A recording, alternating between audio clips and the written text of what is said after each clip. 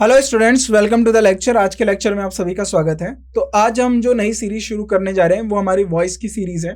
यानी हम ऐसे क्वेश्चंस की प्रैक्टिस करेंगे जो हमारे एग्जाम में पूछे गए हैं या फिर आने वाले एग्जाम में पूछे जाएंगे। पूरी प्रोबेबिलिटी है, क्योंकि यही क्वेश्चंस के अंदर जो हमने कॉन्सेप्ट्स को सीखा है, जो पढ़ा है, वही पूछा गया है। और कॉन्सेप्ट बिल्कुल सेम होता है किसी भी टॉपिक का, वो आगे भी उसी तरीके के कॉन्सेप्ट पे ही क्वेश्चंस बनते हैं, वही पूछे जाते हैं। तो वॉइस के बारे में हमने काफी अच्छा थ्योरी में कवर किया, फिर कुछ क्वेश्चंस डिस्कस किए। तो आज हम और भी ज्यादा क्वेश्चंस को प्रैक्टिस करेंगे, यानी ऐसे क्वेश्चंस की प्रैक्टिस करेंगे जो हमारे पीवाईक्यूज के बिल्कुल सिमिलर हैं और जिनकी पूरी उम्मीद है एग्जाम में उसी कॉन्सेप्ट के ऊपर जो आपके क्वेश्चन से पूछे जाएंगे। अब आपको मैंने बताया कि वॉइस क्या होता है, तो आपको लेक्चर सीरीज में भी पहले बताया गया है वॉइस के बारे में। तो ये जो टेबल है मैंने आपके साथ थ्योरी में भी डिस्कस करी थी, और यहाँ पर क्वेश्चन शुरू करने से पहले मैं आपके साथ ये टेबल दोबारा डिस्कस करना चाहता हूँ, ताकि जब हम क्वेश्चंस करें आपके दिमाग में चीजों को याद रहे कि एक्टिव से पैसिव में किस तरीके से चेंज करना है और कंडीशंस क्या होनी चाहिए। देखिए, एक्टिव वॉइस और जो पैसिव वॉइस, यानी जो वॉइस का कॉन्सेप्ट होता है ना, ये एप्लीकेशन होता है वर्ब का। अब वर्ब का एप्लीकेशन किस तरीके से, समझिए। वॉइस उन्हीं का बनता है, यानी पैसिव फॉर्म उन्हीं की बनती है जिन वर्ब की क्या होते हैं, ऑब्जेक्ट्स होते हैं। अब वर्ब के किस वर्ब के ऑब्जेक्ट होते हैं, जिन्हें हम ट्रांजिटिव वर्ब कहते हैं। और ट्रांजिटिव में भी दो वर्ब होते हैं, एक होती है हमारी मोनोट्रांजिटिव और एक होता है हमारा डाइट्रांजिटिव। तो ये थ्योरी में भी हमने काफी अच्छे से एक्सप्लेन करा है, कवर करा है, और क्वेश्चंस के अंदर भी हम इसको अच्छे से डिस्कस करेंगे। तो एक्टिव फॉर्म में अगर हमें दिया हुआ है, अगर उसकी वर्ब बेस फॉर्म है, तो उसमें हम is am are plus verb का थर्ड पार्टिसिपल यानी पास्ट पार्टिसिपल यानी वर्ब की थर्ड फॉर्म यूज करेंगे। Is am are plus verb ING, यानी अब इसकी बात करिए, देखिए ये प्रेजेंट कंटिन्यूअस की बात हो रही है, तो प्रेजेंट कंटिन्यूअस में is am are plus being plus verb का थर्ड फॉर्म यानी पास्ट पार्टिसिपल। और प्रेजेंट परफेक्ट टेंस की बात करें, यानी हैज हैव प्लस वर्ब की थर्ड फॉर्म, तो has have plus been verb की थर्ड फॉर्म हमारा पैसिव फॉर्म बनेगा। अगर हम सिंपल पास्ट की बात करें, तो वॉज वर्ब प्लस वर्ब की थर्ड फॉर्म बनके हमारा पैसिव फॉर्म बनेगा। अगर आप पास्ट कंटिन्यूअस का पैसिव में चेंज करना चाहते हो, तो पास्ट कंटिन्यूअस की पहचान क्या होती है, was verb plus verb ING, यानी वर्ब की आईएनजी फॉर्म, राइट। तो अब हम किस में चेंज कर देंगे, was verb plus being plus verb की आईएनजी फॉर्म। देखिए, past participle not ING form, verb की थर्ड फॉर्म। याद रखिएगा, जब भी आप कंटिन्यूअस टेंस का आप पैसिव कन्वर्ट करें तो बीइंग आएगा, और परफेक्ट टेंस का जब भी आप पैसिव करें तो बीन आएगा, राइट। और हैड प्लस, यानी पास्ट परफेक्ट टेंस की बात करें तो हैड बीन प्लस वर्ब की third form. Now will shell model, अगर कोई भी मॉडल आया है उसके साथ वर्ब की फर्स्ट फॉर्म होना जरूरी है एक्टिव फॉर्म में, तो will shell model plus verb की थर्ड फॉर्म होगी, और प्लस बी लग जाएगा, मॉडल के बाद बी लगेगा और वर्ब की थर्ड फॉर्म होगी। Will shell model plus have, अगर विल शैल मॉडल आया और हैव आया और उसके साथ वर्ब की थर्ड फॉर्म आई है, तो हैव के साथ बीन आ जाएगा और वर्ब की थर्ड फॉर्म लगेगा। टू प्लस वी वन आया है तो टू बी प्लस वर्ब की थर्ड फॉर्म होगा। To have plus V three आया तो to have plus been verb की थर्ड फॉर्म होगा। अगर आईएनजी फॉर्म है तो बीइंग प्लस वर्ब की थर्ड फॉर्म होगा, और हैविंग प्लस वर्ब की थर्ड फॉर्म है तो हैविंग बीन प्लस वर्ब की थर्ड फॉर्म होगा।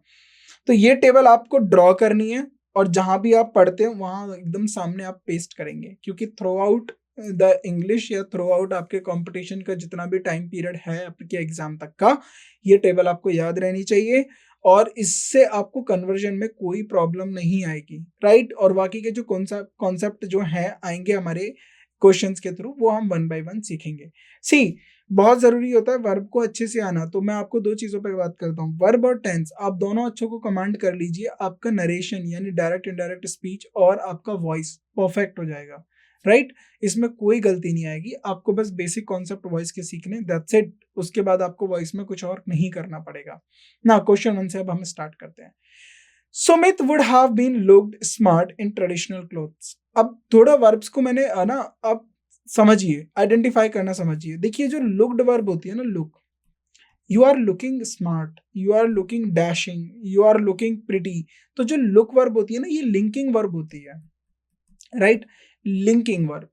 अब लिंकिंग वर्ब क्या होते हैं, जो सब्जेक्ट के कॉम्प्लीमेंट देते हैं, या तो एडजेक्टिव फॉर्म में होगा, या फिर आपका जो सब्जेक्ट का कॉम्प्लीमेंट किस फॉर्म में हो सकता है, या तो नाउन में। For example, he is a doctor, तो जो डॉक्टर है ना वो नाउन है, बट वो क्या है, वो कॉम्प्लीमेंट है ही का, वो ही के बारे में डिस्क्रिप्शन दे रहा है कि वो डॉक्टर है, तो इज जो है वहां पर वो एज अ मेन वर्ब नहीं काम करेगा, वो वहां पर लिंकिंग वर्ब काम करेगा, राइट। तो लुक यहाँ पर जो है लिंकिंग वर्ब है, और लिंकिंग वर्ब के कोई ऑब्जेक्ट नहीं होते, याद रखिएगा, लिंकिंग वर्ब का ऑब्जेक्ट नहीं होता है, नो ऑब्जेक्ट, लिंकिंग वर्ब का नो ऑब्जेक्ट। जिन वर्ब का ऑब्जेक्ट नहीं होता है उनका पैसिव नहीं होता है, याद रखिएगा।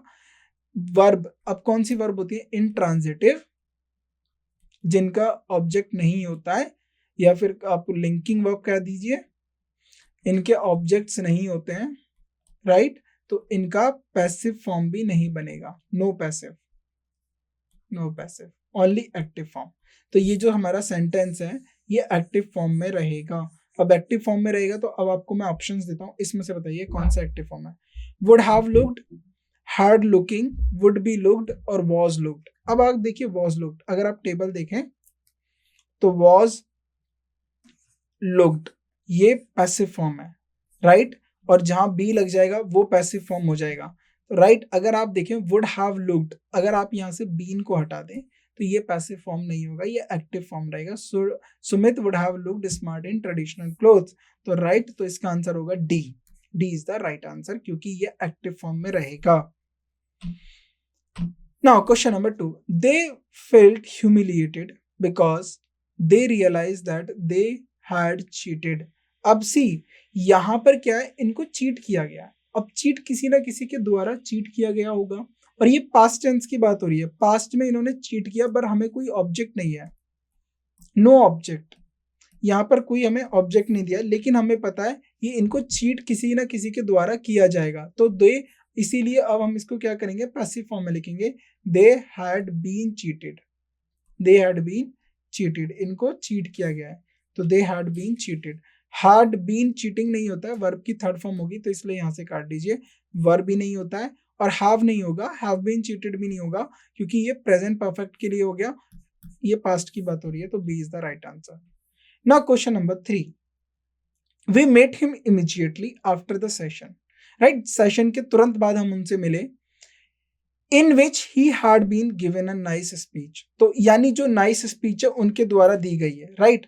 अब यहां पर बात करें गिवन वर्ब की, गिव वर्ब की बात करें, तो गिव वर्ब का जो ऑब्जेक्ट है ना वो क्या है, अ नाइस स्पीच, राइट। अगर गिव की बात करें, गिव का हमारे पास ऑब्जेक्ट है, अब ऑब्जेक्ट क्या है, स्पीच, राइट, ये ऑब्जेक्ट है, और सब्जेक्ट कौन है, गिव वर्ब का, मैं आपसे पूछूं सब्जेक्ट कौन है, ही। अब देखिए सब्जेक्ट भी है ऑब्जेक्ट भी है, तो इसको आप एक्टिव फॉर्म में ही रखिए, राइट। जब आपके पास सब्जेक्ट ऑब्जेक्ट हो या फिर लिंकिंग इंट्रांजिटिव वर्ब हो तब आप उसको एक्टिव में रखेंगे। पैसिव में जब होता है जब आपके पास डूअर हो या फिर ऑब्जेक्ट ना हो, तो अगर यहाँ पर सब्जेक्ट है ऑब्जेक्ट है तो इसको पैसिव एक्टिव फॉर्म में ही रखिए। तो हैड बीन गिवन, अगर आप ध्यान से देखें, हैड बीन गिवन, तो हैड गिवन हो जाएगा ये, अगर यहाँ पर देखें तो हैड गिवन हो जाएगा, राइट, तो इसीलिए D is the right answer. Now question number 4, the political leader was revered. River का मतलब क्या होता है, रिवर का मतलब आप समझिए, रिवर का मतलब होता है अदा करना, आदर करना, किसी का आदर सम्मान करते हैं ना तो उसको हम बोलते हैं revere, revered with the people of his country. तो जो पॉलिटिकल लीडर है ना उसको आदर किसके द्वारा किया जा रहा है, उसके लोगों के द्वारा किया जा रहा है, तो वॉज रेवर्ड अब विद आया है। अब आप ध्यान से देखिए, अगर आप देखें यहाँ पर रेवर्ड वर्ड को देखें तो जो आदर है ना वो किसी के द्वारा किया जा रहा है, राइट, तो ये आदर खुद पॉलिटिकल लीडर के द्वारा किया जा रहा है, तो और ये किसके द्वारा किया जा रहा है, वहां के लोगों के द्वारा किया जा रहा है, तो revered by the people of his country होगा, राइट, तो A is the right answer. Had revered ये नहीं होगा, विद नहीं होगा, बाय होगा। Now question number 5, it was unanimously resolved that the parties, unanimously का मतलब होता है कि एक साथ सहमत होके, right, should unitedly undertook launching a popular programs. तो अगर आप अंडरटेक वर्ब को बात करें, अब यहाँ पर एक वर्ब आई है अंडरटेक, अंडरटेक, इसका एक ऑब्जेक्ट है, अब इसका ऑब्जेक्ट अगर आप मुझे ढूंढ के बताएं तो बताएं, should unitedly undertake what, launching, launching जो है ना ये ऑब्जेक्ट है, और ये ऑब्जेक्ट जो होता है ये आईएनजी फॉर्म में जब होते हैं तो इसको हम बोलते हैं जिरेंड, राइट, तो ये क्या है हमारा जिरेंड। राइट। अब ये जिरेंड है हमारा, और ये एक्टिव फॉर्म, अब देखिए अब अंडरटेक हो गया, ये जिरेंड हो गया और अंडरटेक का ऑब्जेक्ट मिल गया, तो ये हमारा, और द पार्टीज क्या है, इसका सब्जेक्ट हो गया, तो इसको हम एक्टिव फॉर्म में रखेंगे। किस फॉर्म में रखेंगे? एक्टिव फॉर्म में रखेंगे। तो एक्टिव फॉर्म में क्या होगा? Should unitedly undertake. अब अंडरटेकन जो हो गया ये वर्ब की थर्ड फॉर्म हो गई, अंडरटुक नहीं होगा, ये वर्ब की सेकंड फॉर्म हो गई। शुड बी नहीं आएगा, राइट, तो यहां पर होगा शुड यूनाइटेडली अंडरटेक। तो should unitedly undertake, not undertook, right, took हटा देंगे, टुक की जगह यहां पर होगा take. Now next question, question number 6, tax evaders should heavily fined. अब देखिए फाइंड का मतलब होता है किसी पे पेनल्टी लगाना, right, heavily fined as they do not intentionally. तो फाइंड किसको किया जा रहा है, राइट, राइट। अब यहां पर बात करें फाइंड का, जो है ना, फाइंड जो वर्ब हो गई, इसका ऑब्जेक्ट नहीं है, ऑब्जेक्ट मिसिंग है। अगर यहां पर ऑब्जेक्ट मिसिंग है तो इसको हम पैसिव फॉर्म में लिखेंगे, राइट। तो द टैक्स इवेडर्स, जो टैक्स इवेडर्स हैं उनको फाइंड किया जाए। अब देखिए ऑब्जेक्ट होता है ना, जैसे tax evaders should be fined by income tax officer हो जाता, as they do not intentionally. इनका मतलब क्या हो जाता है कि किसी के द्वारा इनको फाइंड किया गया, लेकिन अभी हमें पता नहीं है किसके द्वारा इन्हें फाइंड किया जाएगा, जो टैक्स इवेडर्स हैं। तो शुड बी, इसीलिए हम इसको पैसिव फॉर्म में लिखेंगे। तो शुड के साथ अगर आपने देखा होगा तो शुड के साथ हमें क्या मैच करना चाहिए, शुड प्लस बी होना चाहिए और वर्ब की थर्ड फॉर्म होना चाहिए। तो शुड, अब देखिए शाल तो नहीं होगा, शुड हैव भी नहीं होगा, अब यहां पर होगा शुड बी हैवी फाइंड। अब जो ये फाइंड है ना, ये वर्ब है। अब हैवी क्या हो जाएगा, हैवी यहाँ पर एडजेक्टिव हो गया, लेकिन हैविली, हैविली का मतलब क्या हो गया, एडवर्ब हो गया। किस तरीके का फाइंड करना चाहिए, बहुत भारी फाइंड करना चाहिए। तो D is the right answer, right, D is the right answer. Now question number 7, technology must use to feed the forces of change. तो technology must use to feed, अगर बात करें टेक्नोलॉजी को लेकर, तो यहाँ पर दो वर्ब है, एक यूज आया और एक टू फीड आया है, right. Use, technology must use, अगर यूज का बात करें, यूज का हमें कोई सब्जेक्ट नहीं दिया है, राइट। अगर आप फीड की बात करें, to feed what, to feed what, forces, the forces of change. तो यहां पर जो ऑब्जेक्ट है ना टू फीड का, ये है द फोर्सेस, राइट। तो अगर आप यहां पर बात करें, टू फीड का ऑब्जेक्ट हमें मिल गया फोर्सेस, तो इसीलिए हम इसको क्या करेंगे, इसको हम एक्टिव फॉर्म में रखेंगे, राइट। अब यहां पर देखिए एक्टिव फॉर्म क्या है, must be use to feed, right, feeded नहीं होगा, must be use to feed, right. तो B is the right answer, A is the right answer, not B. A is the right answer. Now, question number 8. All the members of the club were assembled to celebrate the 50th anniversary of the club. तो जो assembled verb होती है ना, assemble मतलब इकट्ठा होना, right. अब assemble किसको, खुद को ही तो आप करते हो, तो ये intransitive verb होती है। assemble verb का कोई हमारा ऑब्जेक्ट नहीं होता, तो इसको हम बोलते हैं intransitive verb। और मैंने आपको बताया था स्टार्टिंग में कि जो इंट्रांजिटिव वर्ब और लिंकिंग वर्ब होती है, ये हमेशा किस फॉर्म में रखी जाएंगी, एक्टिव फॉर्म में। तो वर असेंबल्ड क्या लिखा जा रहा है, ये आपका पैसिव फॉर्म दिया जा रहा है, तो वर असेंबलिंग होगा, राइट, या हैड असेंबल्ड टू सेलिब्रेट होगा।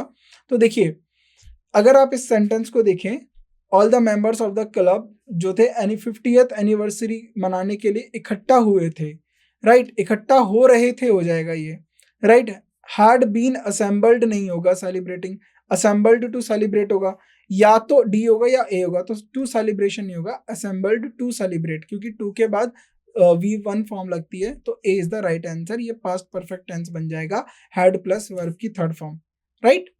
Now question number 9, India has none of the advantages possessed by the rich countries during industrialization, right। तो India has, अब ये जो है ना none of, अब देखिए none of के बाद क्या हो गया, advantages, none के ऑफ के बाद प्लूरल फॉर्म आ गया, बिल्कुल ठीक है, advantages।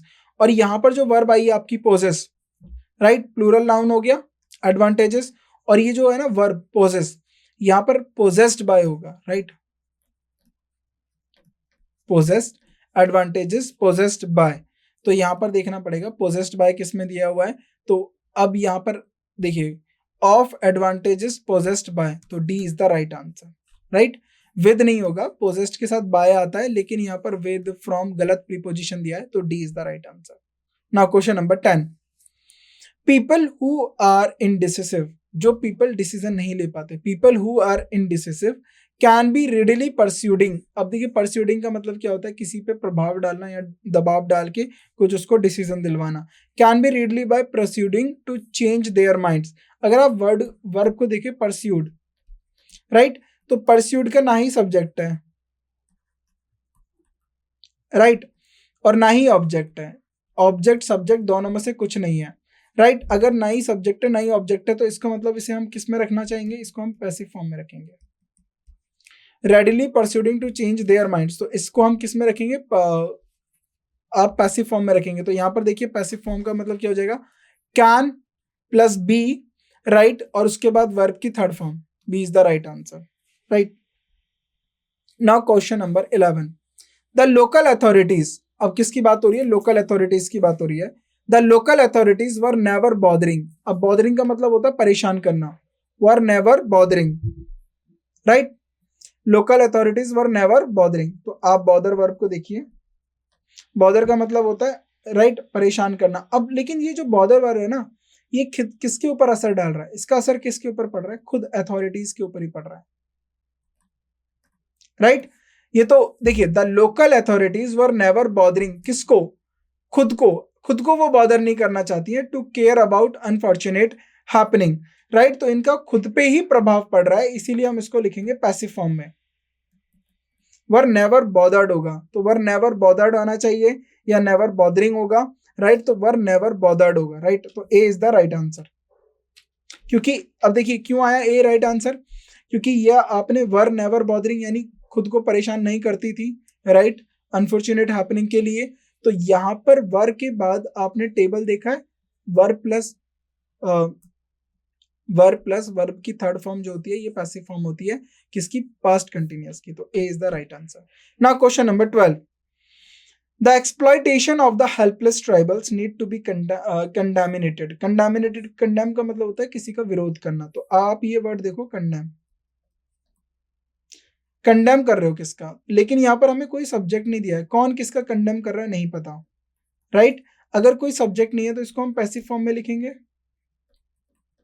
इसका मतलब है कि जो एक्सप्लॉयटेशन हो रहा है ना हेल्पलेस का, यानी हेल्पलेस ट्राइबल्स का, नीड्स का मतलब क्या, ये जो नीड्स वर्ब है ना ये इस एक्सप्लॉयटेशन के लिए आई है, इसको कंडेम करना चाहिए। अब कौन करेगा कंडेम, कंडेम बाय हुम, किसके द्वारा कंडेम किया जाएगा, तो कोई हमें सब्जेक्ट दिया ही नहीं, तो इसलिए इसको हम पैसिव फॉर्म में लिखेंगे, राइट। तो नीड टू बी कंडेम्ड, अब देखिए नीड्स, अब एक्सप्लॉयटेशन आ गया तो नीड्स तो राइट फॉर्म होगा वर्ब का, तो नीड तो नहीं होगा, राइट, यहां पर भी नीड नहीं होगा, नीड कंडेम्नेशन नहीं होगा, ये हमें पैसिव फॉर्म बनाना है, तो नीड्स बी कंडेम।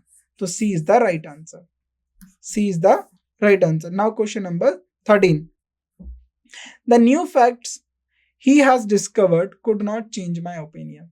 जो नए फैक्ट्स उसने डिस्कवर किए, he has discovered could not change my opinion, has not changed, could not be changed. अगर आप बात करें यहाँ पर कुड नॉट चेंज व्हाट, तो चेंज का हमारे पास ऑब्जेक्ट मिल गया ओपिनियन, राइट, ओपिनियन, तो ये हमारा एक्टिव फॉर्म में रहेगा, तो ये बिल्कुल ठीक है, एक्टिव फॉर्म में रहेगा, इसमें कोई रिक्वायरमेंट की जरूरत नहीं है, कोई चेंज की जरूरत नहीं है।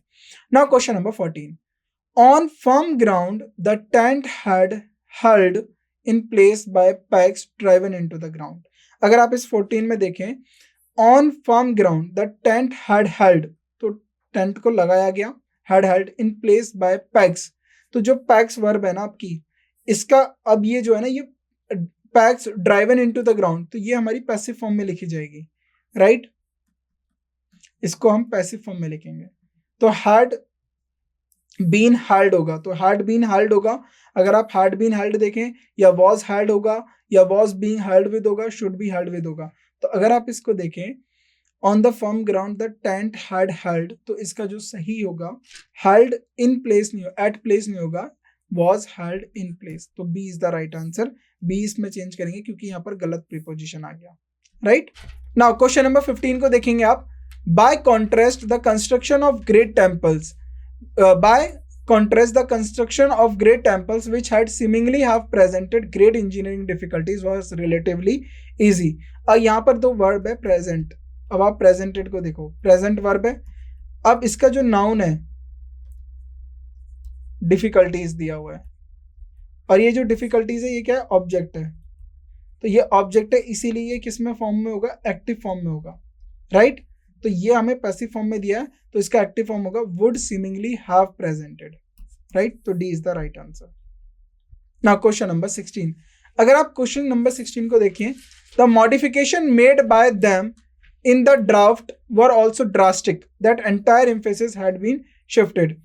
So the modification made by them, तो जो modification उनके द्वारा बनाए गए, drafted were so drastic that entire emphasis had been shifted. अब जो shifted verb होती है ना, ये intransitive verb होती है। shift, ये जो verb होती है intransitive verb होती है, राइट। तो अब ये जो इंट्रांजिटिव होने के कारण ये एक्टिव फॉर्म में होनी चाहिए। तो अब हमारे पास ऑप्शंस देखते हैं कौन सा एक्टिव फॉर्म में। तो had shifted, shall have been shifted नहीं होगा, वाज बीइंग शिफ्टेड नहीं होगा, ये पैसिव फॉर्म हो गया। हैड बीन शिफ्टिंग तो गलत हो गया, had shifted, B is the right answer. Now question number 17। The novel ideas suggested by the employees were appreciated by the management. तो the novel ideas suggested by the employee were appreciated, किसके द्वारा appreciate किए गए, by plus doer the management, बिल्कुल ठीक है। ये passive form में लिखा गया है, तो इसमें कोई करेक्शन की जरूरत नहीं है, बिल्कुल ठीक है। Now question number 18। The congestion on the street must be seen to believe. The congestion, congestion का मतलब भीड़ भड़का, on the street must be seen to believe. अगर आप बात करें बिलीव वर्ब को लेके, राइट, बिलीव और यहां पर दो वर्ब हुई है सी, राइट, इनका ऑब्जेक्ट नहीं है, right, sorry, the congestion on the street must be scene, तो राइट, इनका सब्जेक्ट नहीं है हमारे पास। टू बिलीव, बिलीव किस पे किया जाए, कौन बिलीव करेगा, इसका सब्जेक्ट नहीं है, इसीलिए इनको पैसिव फॉर्म में लिखना पड़ेगा, राइट। तो जब आप इनको पैसिव में लिखेंगे तो must have been to believe होगा, या फिर बी सीन, अगर देखिए बात करें तो सीन को होगा seen to be believed, right. तो डी इसका करेक्ट पैसिव फॉर्म है, right. Question number 19। It is only in the 1980s that a new kind of unity appeared among the capitalist power. तो ये only किसकी बात हो रही है, 1980s की बात हो रही है कि उसी टाइम हमने देखा था जो कैपिटलिस्ट थे उनके अंदर एक यूनिटी आई थी, राइट। तो अपीयर जो होता है ना, ये हमारी लिंकिंग वर्ब होती है, और लिंकिंग वर्ब होने के कारण ये पैसिव फॉर्म में होगी, सॉरी एक्टिव फॉर्म में होगी। लिंकिंग वर्ब हमारी एक्टिव फॉर्म में होती है, तो ये बिल्कुल ठीक है, इसमें कोई एरर नहीं है, बिल्कुल ठीक है, no requirement. Now question number 20। As a professional economist he had throughout preoccupied with the basic problem of Indian society. अब देखिए बात करें प्री ऑक्यूपाइड वर्ब को, देखिए, right. As a professional economist he had throughout preoccupied. अब preoccupied किसके ऊपर, right, pre occupied किसके ऊपर बात करेगा, तो इसका जो है ना, इसका जो असर होता है वो खुद सब्जेक्ट के ऊपर होता है। प्री ऑक्यूपाइड अब ये खुद सब्जेक्ट के ऊपर, ही के ऊपर ही आ रहा है, राइट। तो अब जब ये ऐसी वर्ब्स जिनका असर खुद सब्जेक्ट के ऊपर होता है, तो उनको हम पैसिव फॉर्म में लिखते हैं। किस फॉर्म में लिखते हैं, पैसिव फॉर्म में लिखते हैं। अब इसका पैसिव फॉर्म क्या होगा, was through out pre occupied by जब भी होता है ना, तो ये डूअर के लिए लिया जाता है। तो preoccupied was plus verb की थर्ड फॉर्म हो गया, ये एक पैसिव फॉर्म बन गया। Is occupied throughout by was, तो A is the right answer, right. और बाकी इनमें से कोई भी आंसर सही नहीं है, तो A is the right answer. Now question number 21।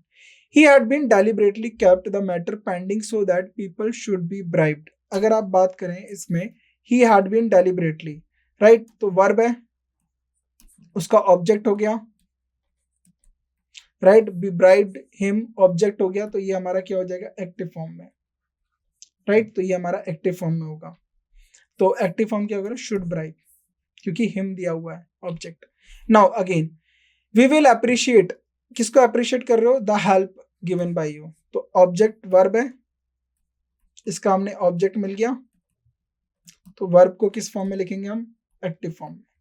तो वी विल अप्रिशिएट, अब आप इसमें बात करें तो अब नो एरर है, क्योंकि इसमें तो ऑलरेडी ये हमारी किस फॉर्म में दी हुई है, एक्टिव फॉर्म में दी हुई है।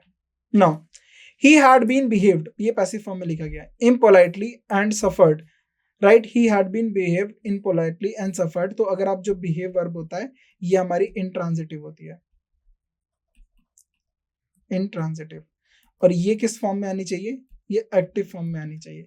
तो he had been behaved impolitely and suffered owing to that, तो ये हमारी एक्टिव फॉर्म में होनी चाहिए, तो ही हैड बीन नहीं होगा, ही हैड बिहेव्ड होगा, right. Now question number 24, the unkind comments passed by, अब ये जो अनकाइंड कमेंट्स है किसके द्वारा पास किए गए, बाय हर सुपीरियर्स मेड हर रिजाइन, बिल्कुल ठीक, कोई एरर नहीं, नो एरर, राइट, कोई एरर नहीं है। Now the labour contractors reported what, reported क्या करा, that they had finished the work, again finished work का हमें ऑब्जेक्ट मिल गया, the work of building the stone wall, right, तो फिनिश्ड वर्क का हमें ऑब्जेक्ट मिल गया, एक्टिव फॉर्म में रहेगा, नो एरर, राइट, कोई एरर नहीं है, बिल्कुल ठीक है। सी, यहाँ पर हमने पूरे 25 क्वेश्चंस डिस्कस किए और मैंने आपको बताया किस तरीके से आपको अगर ऑब्जेक्ट नहीं होगा, सब्जेक्ट नहीं होगा तो पैसिव में कन्वर्जन होगा, अगर ऑब्जेक्ट सब्जेक्ट आपको मिलेंगे तो उनका कन्वर्जन नहीं होगा, वो आपके एक्टिव में ही लिखे जाएंगे। तो बेसिकली आपको ऐसी वर्ब, अब आपका होमवर्क क्या है, होमवर्क आप देखिए, आप एक लिस्ट बनाइए जो हमारी लिंकिंग वर्ब होती है उनका, राइट, और जो हमारी इंट्रांजिटिव होती है उन वर्ब का, राइट, तो ये होमवर्क में आपको इसकी लिस्ट बनानी है, और इसके अलावा जो भी वर्ब होंगी वो हमारी कौन सी होंगी, ट्रांजिटिव, जिनका ऑब्जेक्ट होगा, तो जिनका हम पैसिव बन सकता है जब उनका ऑब्जेक्ट ना गिवन हो, राइट, तो ये आपको काम करना है। तो आज के लेक्चर को हम यहीं एंड करते हैं, बाकी हम नेक्स्ट लेक्चर में डिस्कस करेंगे आगे के question. Thank you so much.